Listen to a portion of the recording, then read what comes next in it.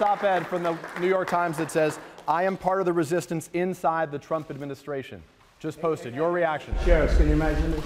We have somebody in what I call the failing New York Times that's talking about he's part of the resistance within the Trump administration. This is what we have to deal with.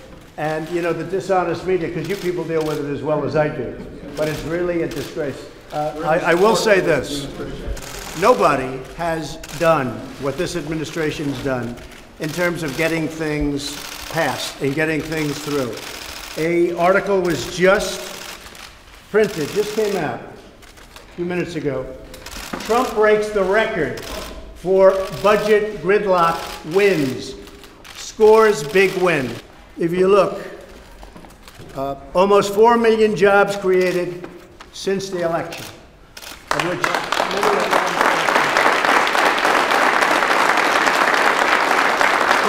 nobody has ever done in less than a 2-year period what we've done. So when you tell me about some anonymous source within the administration, probably who's failing and probably here for all the wrong reasons, no.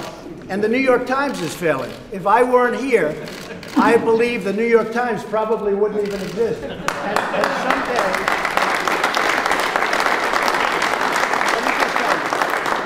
And someday when I'm not president, which hopefully will be in about 6.5 years from now, the New York Times and CNN and all of these phony media outlets will be out of business, folks. They'll be out of business because there'll be nothing to write and there'll be nothing of interest. So nobody has done what this administration has done.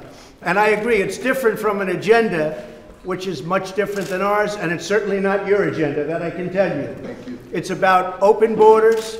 It's about letting people flee into our country. They don't like Donald Trump, and I don't like them because they're very dishonest people. Remember this also about the New York Times.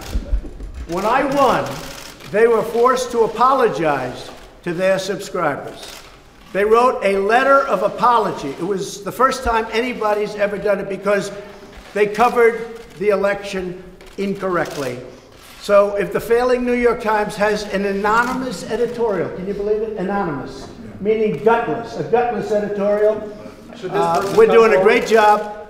The poll numbers are through the roof. Our poll numbers are great. And guess what? Nobody is going to come close to beating me in 2020 because of what we've done. We've done more than anybody ever thought possible in, it's not even 2 years. So thank you very much. Appreciate it.